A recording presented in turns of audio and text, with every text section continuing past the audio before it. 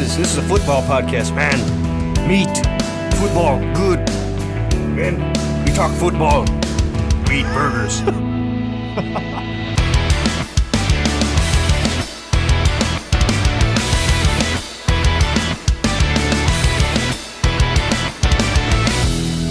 Welcome back to the Fantasy Brothers podcast. Josh Johnson and Ben Watts in the driver's seat with you.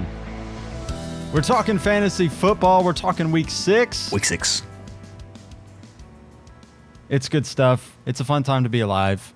I don't know about you, Ben, but I won all but one of my matchups this week, and so I am feeling like the smartest man alive. I won most of my matchups. I won all the leagues that you I really care about. Everybody's got them. Your favorite league or whatever. So won all those, and I won most of my redraft leagues. I think I haven't actually gone through and looked at everything, but I am going to win most of them. Yeah, it was a really good week. I feel like all my main teams, well, not all my main teams, just all my teams, they are coming together the way that I would like them to. I've been making some moves to kind of shore up some weaknesses, and it looks like those moves have paid off so far. It was a good week. It was a fun week. This, I feel Fantasy like, is one of those. It was one of those weeks where, like, the guys that people expected to be good were finally good. Like, just everybody was good across the board. Yeah. The stud RBs looked like they were finally good again. So I think we can trust it now. Some of those stud receivers looked pretty good as well. So things seem to be on the upswing here for fantasy football. Finally. I'm also just realizing, we didn't put one major kind of talking point to go over. I don't know if you thought about it. The Hollywood Brown injury. Yes. Thoughts and how up to date are you on this? Because I just saw something that he is projected to miss 6 weeks. Okay, I haven't seen that yet. I know they initially thought it was a sprain, and then they were saying it could be out for the year, so I didn't know 6 weeks. Yeah, so initially it was thought to be a mid-foot sprain, high ankle sprain, something like that. And then there was worry that it was a Liz Frank injury. But then after they did some more tests, they found a small fracture that they don't need to do surgery on. So he's just going to miss a projected 6 weeks, something like that. So it's a significant amount of time, but it's not like season ending or anything like that. He's going to miss the majority of the fantasy season. Yeah, let's see, what are we in now? He would come back get him back 12, 13.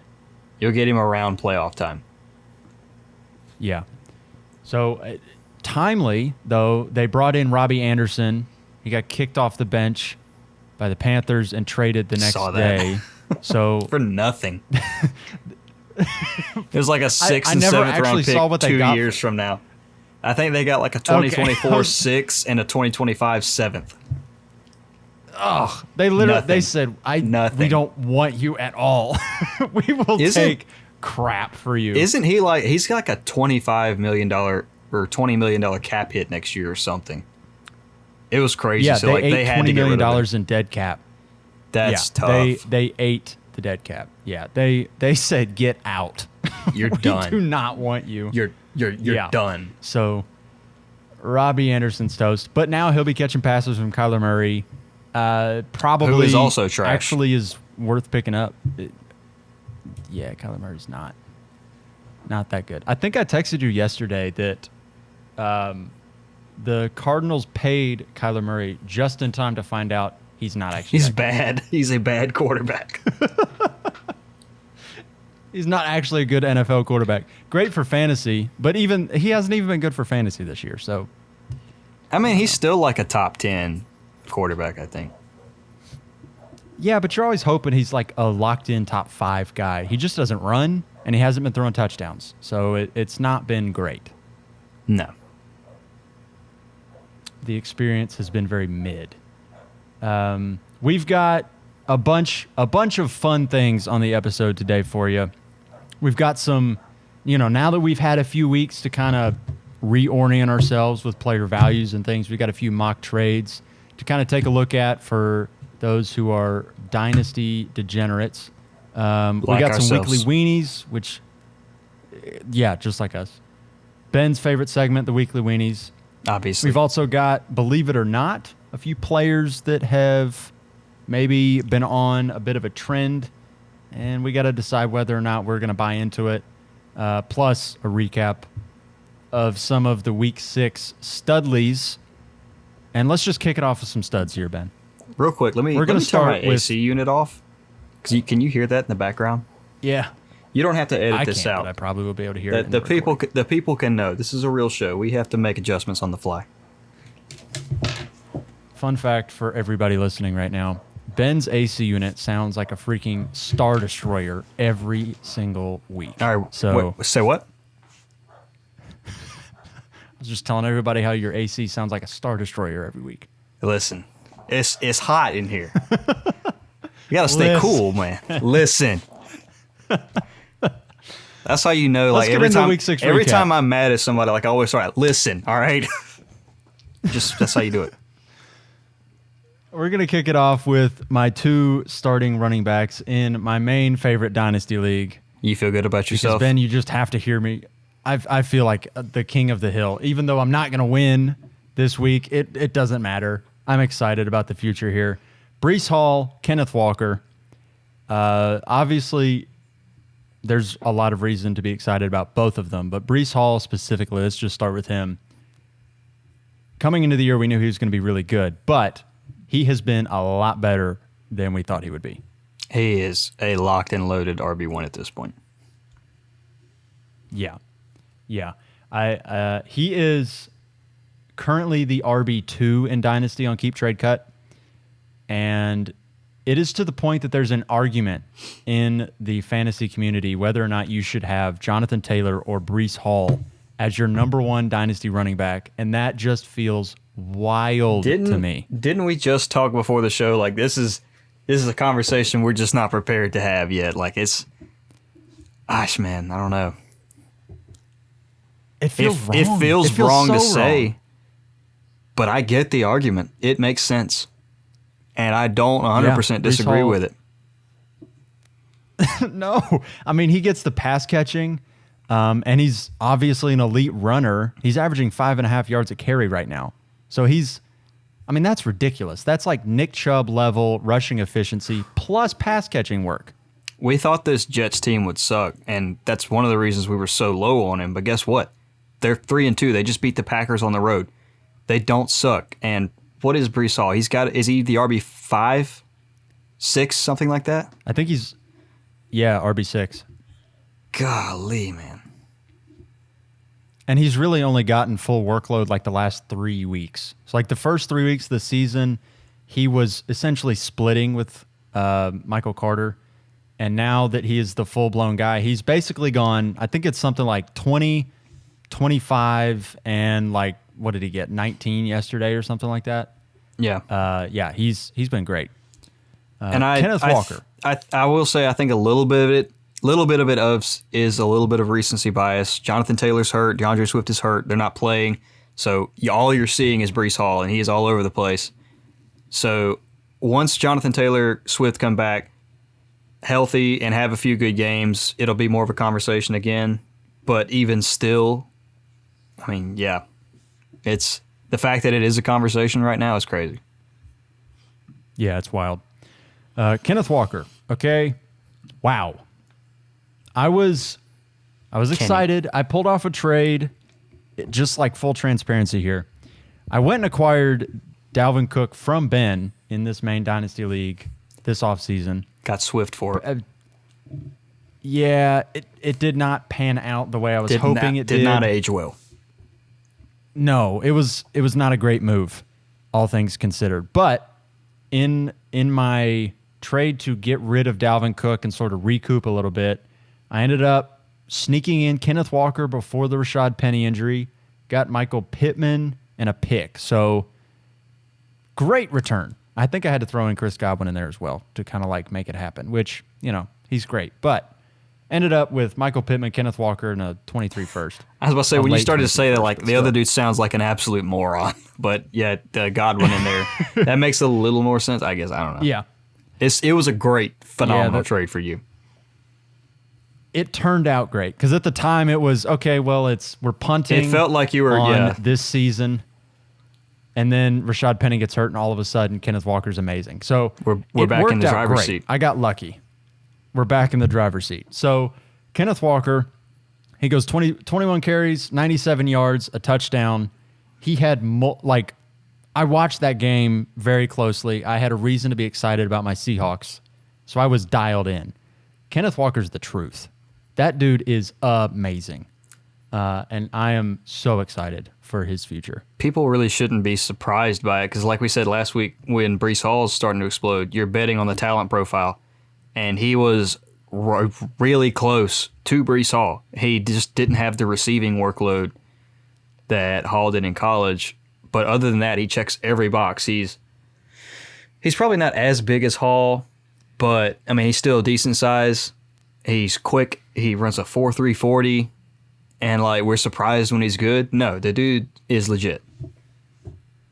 Yeah, I think he's a better pure runner than Breece Hall is. But you're right. He didn't have that pass catching pedigree coming out. I think he's capable, but he was not dominant. Catching the ball the way Breece Hall was. But I do think that Kenneth Walker has a bit of that, and I don't want to get ahead of myself here, but I do think he's got a bit of that Nick Chubb sort of thing where I think he's going to be an elite runner in the NFL where he's going to average a high yards per carry. He's going to rip off big runs. Chubb is a good comp. Yeah, I'm not yet willing to say he's as good as Nick Chubb because that's a lot. But I do think that Chubb is a potential comp for Kenneth Walker's career, and it just sort of depends on if Pete Carroll continues to use him the way they did this past week. I mean, he got like 93% of snaps. He was the running game, and he was incredibly effective. So I think Kenneth Walker, rest of season, lock him in as a top 15 running back. He's probably going to be, I think, a fringe top 10 running back. It sort of will, some of that will come down to like luck and things like that. But if he continues to get that workload, I think he's talented enough that he's going to produce with it. Yeah, I think something interesting we kind of talk about is you texted me either yesterday or earlier today, something like that. You're like, who do you have rest of the season, Dalvin Cook or Kenneth Walker? And I sent you back a text that's like, I think I still prefer Dalvin Cook rest of season. However, I think it's close enough to where if you have Dalvin Cook and you can move him for Kenneth Walker and another piece, I think you do that every single time. Yeah.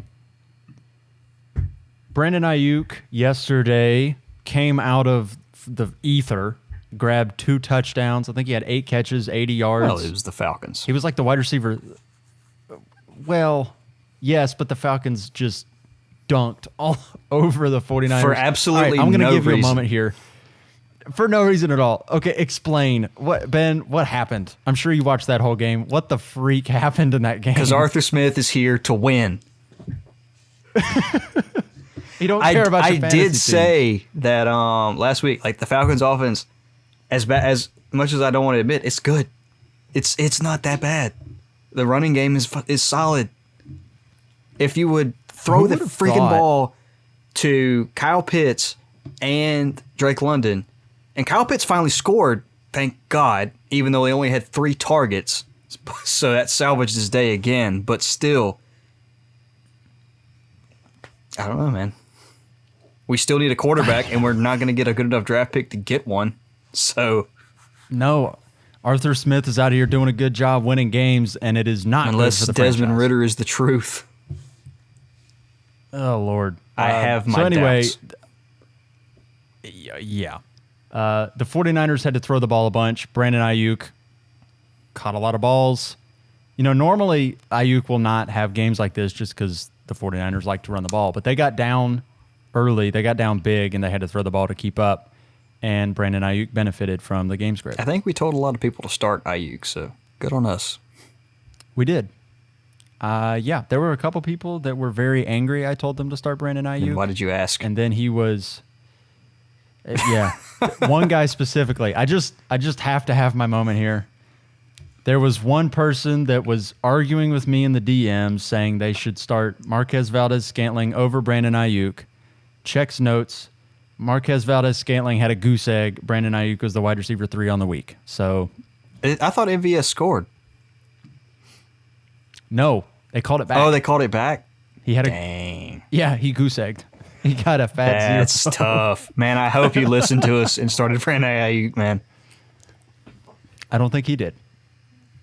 Well, maybe he's not going to listen to this podcast anymore. R.I.P. Jamar Chase getting back in the good graces of all his fantasy owners. Knew it was going to happen eventually.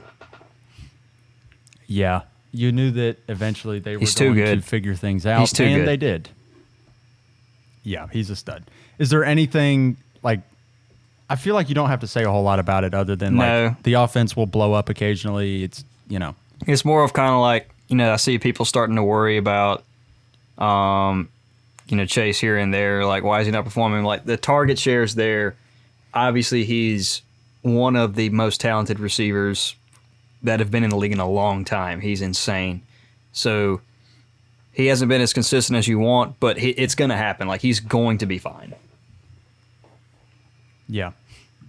And the ceiling is ridiculous. Go ahead. Yeah, the ceiling's stupid. Robert Tonyan comes in heck was with that? a very surprising 10 catches for 90 yards. You know, if you happened to start Tonyan, you feel great about it, but I'm sure that he did that on a lot of people's benches. I faced him in a couple leagues. Beat him both times. You won. I won. Like, what's really crazy about this is I thought that this could be this could happen pretty consistently, I think, just because the wide receivers haven't been very good, and Aaron Jones hasn't really Neither of the panned running out in the backs have been passing good. game the way we thought. No, the offense as a whole really hasn't been great. They're still putting up, like, overall there's passing volume here, but it's not. I don't know. It's just not really translating for anyone, probably because they're spreading it out so much. But Tonyan, because all tight ends have been horrific this year, if he just gives you 5 catches, 50 yards a game, I mean, that's startable tight end numbers. Yeah. So, especially if you're in a tight end There's not premium many league, good starters, good so grief. yeah. Yeah. So maybe Tunyan's worth taking a look at. That's the kind of volume that I'm very excited about if I'm looking for a tight end. Oh, yeah. If you can give me 10 targets a week, you don't even have to catch them all. Like, if I can just count that you'll get 10 a week, like, yes. Yeah. Yeah, that's where the Tyler Higbee excitement comes from, because it's like, you know, he's not great, but he's getting targeted, so just, you know, throw him in there and hope. He also decided to crap the bed this week. He did. What did he get you? I started him over Kyle Pitts, and they flip-flop spaces. Kyle Pitts got 10, and Higbee got 1.2. Love it. Phenomenal. Matty Ice comes The in Ice at Man. the QB2 on the week. Good Lord have mercy. Where 58 passes? Is that what he did this week? That'll get you 30 points. Like, you got to do something with it eventually. Good God. Someone will catch him. Goes for like 300 yards, 3 tutties. Michael Pittman benefited. I bet everybody ate. No Jonathan Taylor, no Naheem matchup. Hines equals he's got to do something. So 50-something passes. Yeah.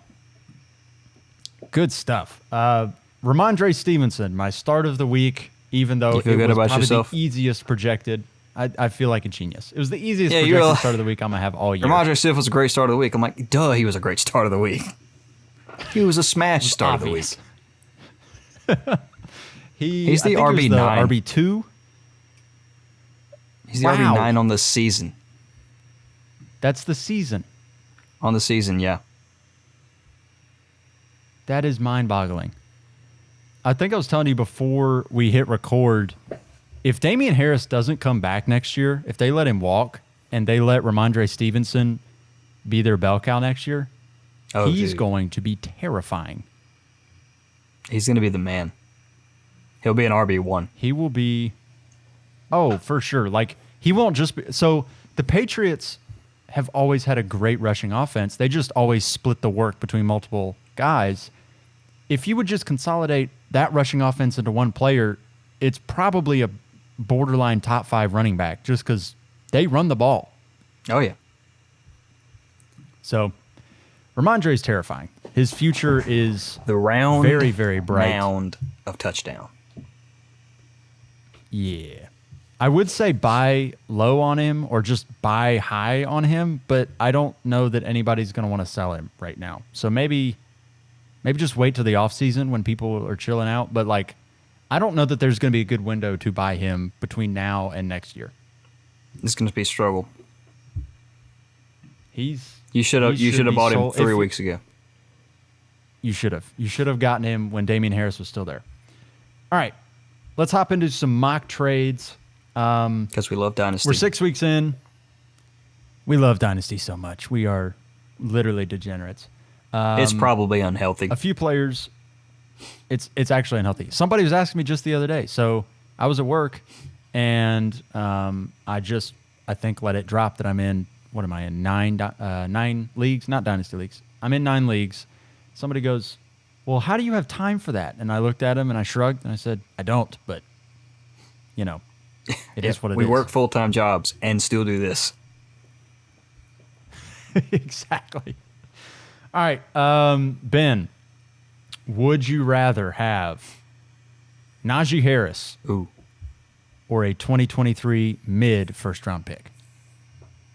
This shouldn't be a hard decision, but it is. Because, I mean, we're really going to get into it this offseason, but the 2023 class, at least on paper, looks phenomenal. And it looks like one of the deepest running back classes we've had since the 2020 draft class that had Jonathan Taylor, DeAndre Swift, and all those guys. So that's very enticing. However, like, it's Najee Harris. Like, he's got to figure this out, right? He's still good. I don't know. Yeah. I think situation's terrible currently. And I don't like, he was never an elite talent. He was a very, very solid talent. He came out. So Javonte Williams was not considered an elite talent coming out. There were question marks about him. Obviously, he turned out to be a very good player. I think if you were to redo that, you would take Javonte over Najee right now. Granted, even though the injury ACL. notwithstanding. Yeah, I mean, the injury is, you got to factor that in. But if you're going to take them one for one, even with the injury, you probably do take Javonte right now. Najee is Javonte's still difficult. like 2-3 years younger than Najee. Yes. Yeah, we talked about Najee last week on the podcast ad nauseum. But I think, considering the 23 class, I would take the first.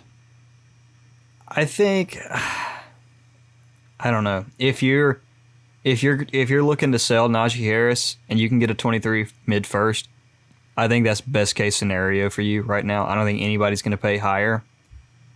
If you're buying him, I guess you pay that. But it better be a team that's like, just looking for depth and like, okay, maybe they're a really good dynasty player. They've stocked up a couple picks. They're a pretty good team. Like, let me go trade one of them for Najee Harris, get some depth. That's probably a good move too. Yeah, Najee, I think he's still young enough that if you're the type of rebuilder that stockpiled like 6 firsts or something like that, I would trade one of them for Najee right now for sure. He's not been great, but he is somewhat of a known commodity. And I would imagine that he will figure it out. Right. I would imagine he would figure it out at least a little bit. So I'm still willing to buy him. It's just a matter of, is the price right? So 1 first is about the best you're going to do right now. Yeah. All right, number 2. Breece Hall. Good Lord, he looks so good. But are you going to take Breece Hall or that same 2023 mid-first along with Austin Eckler? Ooh. Breece. Yeah, I would agree. Rebuilding or competing, I'm taking Brees there. And that is it's a lot to pay for him, and I get that. But I want Brees. And that's the price right now with the way he's played, and that's what you're going to have to pay. You want a top 3 dynasty running back, I want Eckler, and I want a first. And that's a reasonable price. Yep. Yeah, it's so tough, too, because in that deal, obviously Eckler is older, and he's kind of at a spot where unless you are, a top 3 team and you're competing, you're trying to move off of him. But even still, like Breece Hall currently, Eckler, he's been putting up numbers. He's a top 2 back right now. But Breece, he's the RB6. He hasn't even been playing full-time all year. I would imagine Breece finishes around RB5, RB6, RB7 on the season. So you're not taking a massive hit on that. No, you're not. Because even if Eckler... Yeah, and unless I could see a scenario where Eckler finishes lower than that. Unless that first it turns out to be Bijan, I think you do that for Breece Hall easily. Yeah, and even that first probably turns into something like Jordan Addison or Zach Evans, and obviously those 2 players are awesome. Like I would love to have those guys on my dynasty squad, but I would rather have Breece Hall. I would much rather have Breece Hall. And Eckler, Eckler. I mean, you're trying to move off Eckler right now. So, I would take Breece there as well. Yeah, because competing or rebuilding. Yeah, even if you're competing, and you've got Breece Hall. All right, you're going to be competing for a while then. Yeah. It's not much of a difference between him and Eckler right now. And that first, obviously there's value, but Breece is getting himself to the point where he's worth 2 firsts and something else. Yeah. He's approaching the Jonathan Taylor, DeAndre Swift level of value, or you better bring the farm or you're not going to get him. Yeah. Final deal here. Nick Chubb has been amazing. He's having a career year this year. Monster year. Best year of his career by far, at least in terms of fantasy. Nick Chubb, he's getting the touchdowns. People don't know this if you haven't watched the podcast a lot, but Nick Chubb is one of our combined just favorite running backs in the league. We've always loved him, always called him one of the safest players in fantasy. Big Nick Chubb fans. I feel safe at night knowing that Nick Chubb is watching over us. Exactly. That being said, would you prefer Nick Chubb or would you prefer George Pickens and James Conner? Nick Chubb. Wow, are we going 3 for 3 on the single players here? All right. This one's very difficult because Nick Chubb is on an absolute tear right now. I guess the issue here, and I see why you would do that, because James Conner has not really been awesome at all. If it was a better piece, the real wild card here. If it was a better piece than James Conner, I'm interested. But James Conner, what if it were Zeke? No. Okay. James Conner and Zeke are both the same age or maybe a little bit older than Nick Chubb, and they're both either banged up or they're not performing well. And George Pickens, while yes, I get that he's a young receiver, he's going to be probably pretty good for a long time. He's not on a great offense, and you've seen flashes from him, but I still got to see a lot more of it before I'm sold. And the offense it looks pretty bleak right now, so I know Nick Chubb is good this year. He's probably still got 1, maybe 2 more really good years left in him. I got to take Chubb here. Yeah. What if this is Pickens and Montgomery? That's a little bit more interesting. However, I don't know how. That's a lot closer. I don't know how Montgomery is going to be next year. I don't know if he stays in Chicago. I think a lot of the Chicago brass really like Khalil Herbert, so maybe they look towards him. Yeah, I don't know. I think if it's Montgomery, I'd probably take it because I do like Pickens a lot, and I it probably doesn't happen for him this year, but I think in the future, Pickens. Yeah, Pickens I think I'm probably undervaluing Pickens a little. Yeah, Pickens is really exciting for me. I'm trying to buy low on him where I can, because right now I don't think his value's super high. Because there's a lot of managers that are like, Pickens, like he's on a bad offense, he's not going to do anything this year. But I think in Dynasty he's a great buy low, just because we can see flashes of insane talent, and it's just a matter of, does the talent eventually turn into fantasy points? Yeah. Granted, we thought the same thing with Chase Claypool, and obviously he sucks, but not all of them are going to suck. Side note, we're recording this during the Monday Night Football game because this is the only time we can really have time to do it. And Russell Wilson is 10 for 10 for 120 yards and a touchdown. Holy cow! Russ is finally cooking, boys. He's back. Oh my Lord. All it took was him getting a shoulder injury, and now he's good. Yeah. If your quarterback What's the sucks, deal? break his shoulder and he'll be fine. Holy crap. They're winning 10-0 Yeah. in the first quarter. Is it finally happening? What's going on? Is this real life? Oh my gosh. Greg Dulcich, 44 yards and a touchdown, just like we all threw it Judy's up. got a 40-yard catch. It's a good time happening on Monday Night Football. Wow. They're having a good game. I love it. Let's speed through this. We gotta right, go let's- watch it. We got to go watch Russ cook. Yeah.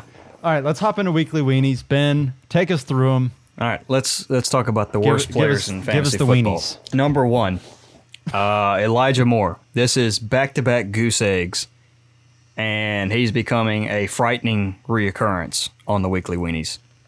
And it's time to get away from him. If you can get off him, do it. Do it now. Did you see his tweet about not getting targets?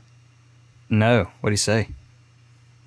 He basically tweeted saying, like, I'm not going to be a problem in the locker room, but, like, I don't understand why I'm not getting targets. That is essentially That's what he called being said. a problem in the locker room, all right? Shut up and do your job.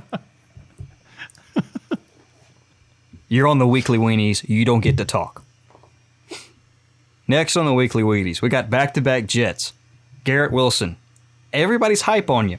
You had 5 targets. You caught 1 ball for 8 yards. It's surprising in a game where the Jets dominated, Garrett Wilson and Elijah Moore combined for 5 targets and 1 catch. What I happened? think the pass catchers in general, all of the pass catchers combined for a big, hot turd pie. What happened? Next, we've been saying to sell this guy, and he's had back-to-back bad weeks. Clyde Edwards-Helaire, you missed your shot to sell him. He had 3 points, 9 carries, 24 yards. We've been saying this. If the touchdowns don't happen, Clyde Edwards-Helaire is garbage. Plain and simple.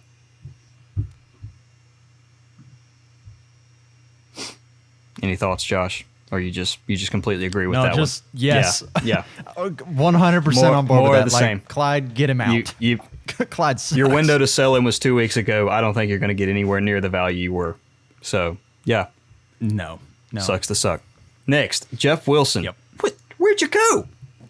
It was the Falcons, man. The Falcons.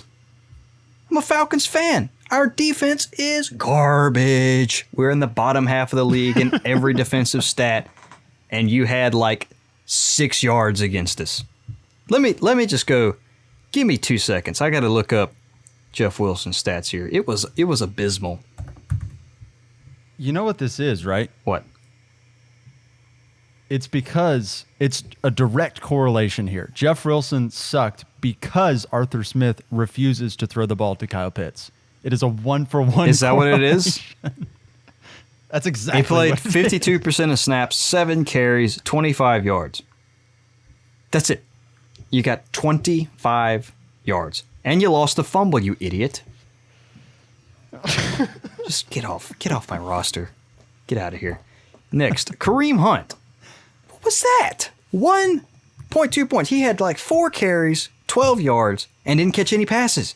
That's what you do. You're the pass catching back, and you didn't do it. You didn't do it. And I started you, Kareem.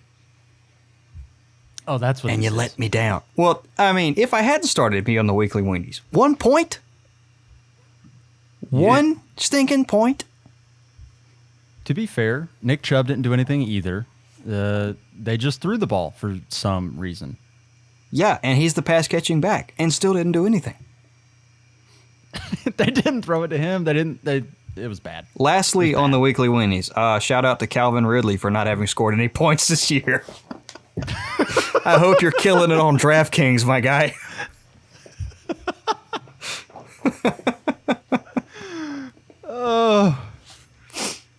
Calvin Ridley is dynasty wide receiver. He is now one. going to be a weekly mainstay on the weekly Weanies until he plays again.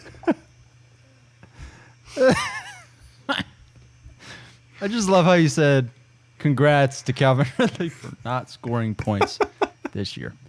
Oh Lord! He took All the right. under on all his fantasy points this year. Calvin Ridley stays betting the under. All right, I'm done. Man. All right. Let's hop into Believe It or Not. We're looking at some trends that have been going on this year, and we're going to decide, Ben, right here, right now, if we believe it or if we do not. All right. Number one, Kyle Pitts. It's Whatever painful it just is, to I say probably his name. believe it. He's currently the tight end 22. That high? Do you believe? He was a 31 last week. He got 9 points, goes up 10 spots. That's how bad do you the tight believe ends he are. continues to underperform? They're so bad. Kyle Pitts has a bad game and moves up 10 spots. Do you believe he continues to underperform or not? Yes. I mean, seriously. If you had to ballpark his year, like his end of season finish, like, is it closer to tight end 15 to 20? Is it closer to tight end 25 to 30? Is it tight end 10? Does he figure it out? What do you think? It's probably closer somewhere between 20 and 30. And I'll give him the benefit of the doubt. 15 to 25. But like That feels so bad. this week, he had a decent week because he scored. But do you know what his yardage and target total was? He had 3 catches on 3 targets for 19 yards. If he didn't score, that's a horrible week. And it's again, it'd have been the same week he's been having, where like 3 catches for 20 yards, you get like 2.5 fantasy points, and your owners are disappointed every single week if he hadn't scored that touchdown. And seeing as that's only the second one he scored in his entire NFL career, I don't think we see the scoring trend continue. What's crazy is he's got a really good target share.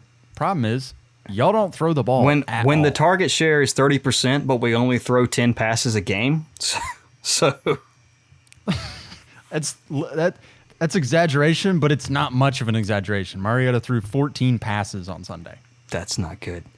Like, his piece of the pie is 3 very targets good, is good, but the pie is so small. Like, it's one of those like little Debbie cake pies that you can get. Like, I don't want a little sliver of that. That's not appealing.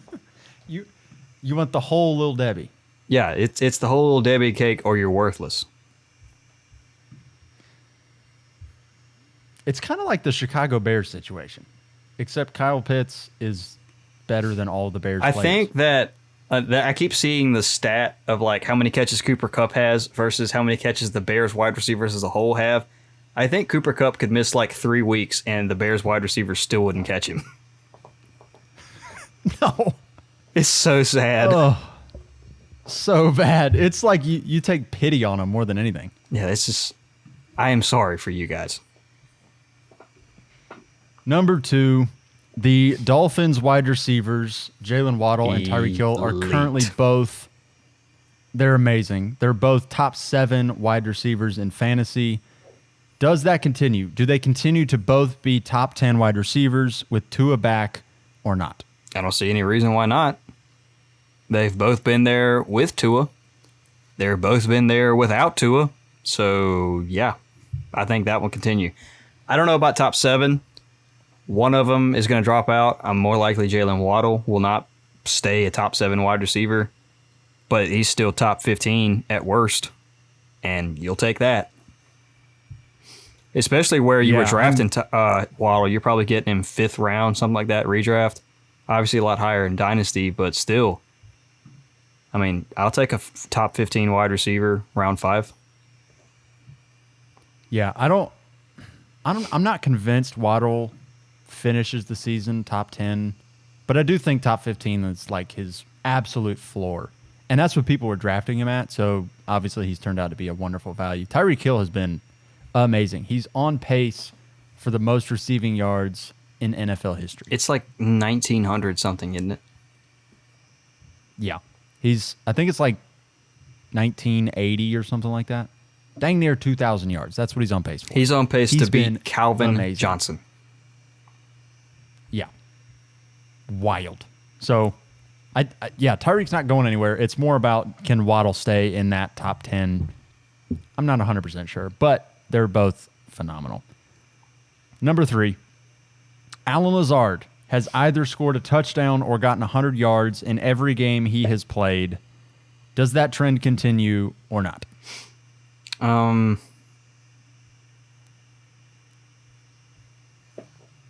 Yes and no, maybe. I don't know. The target share has been pretty good. I think he's getting like 8 targets a week. And 8 targets from Aaron Rodgers is better than 12 targets from most other quarterbacks. So, yeah. But it's kind of touchdown or bust a little bit. Romeo Doubs is pretty good.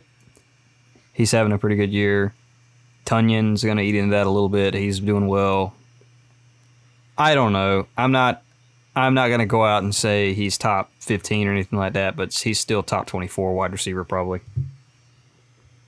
So are we chalking you down for 100 yards or a tutty every game, believe it or not? No. Yeah, I wouldn't either. It's like he's been amazing, but that is pretty fluky. That's a little excessive. That is wild that, yeah, 5 straight weeks though. He's done that for 5 straight weeks, either 100 yards or a tutty. That is crazy.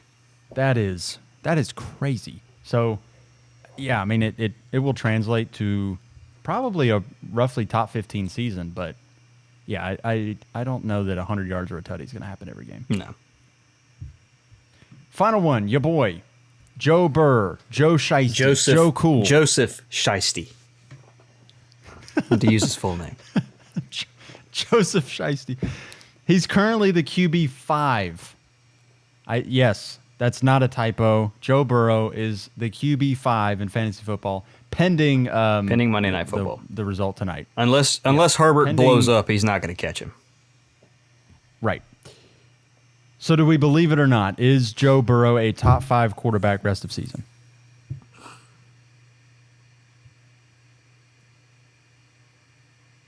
I believe it. I'm going to say no. I believe it.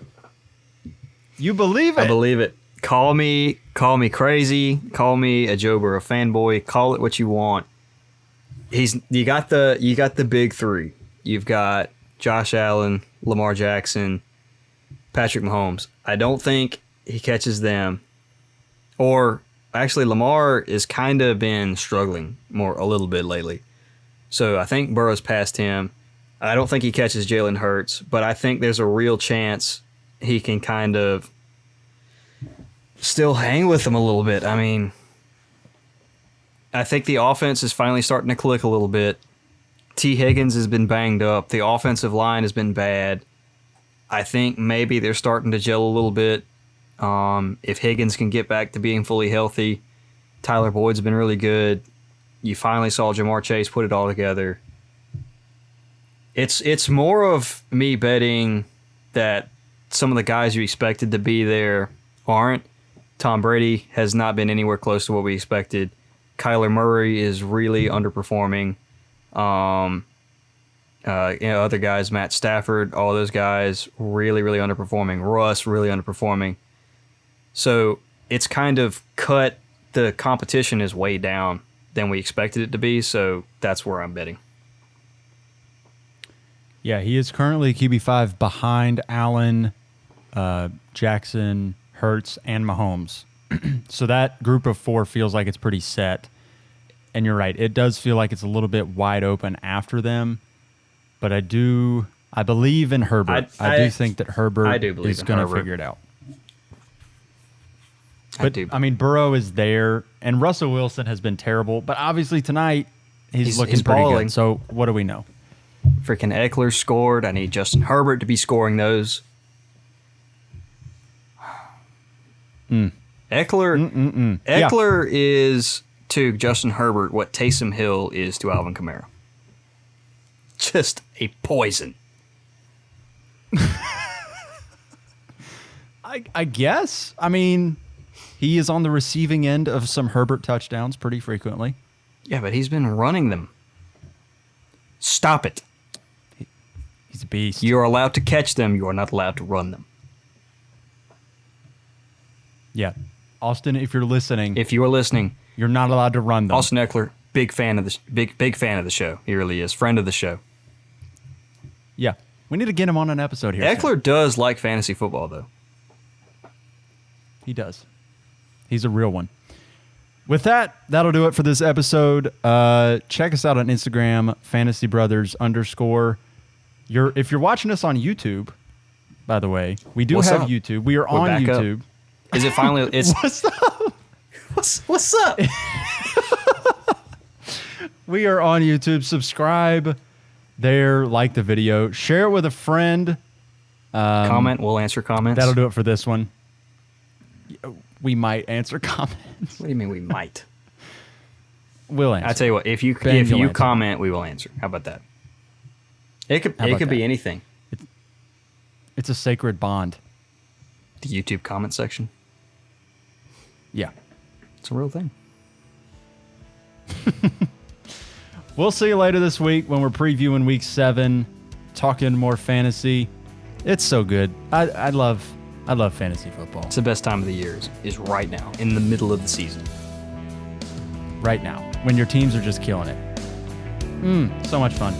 We'll see you later this week. Have a good one, everybody. Peace.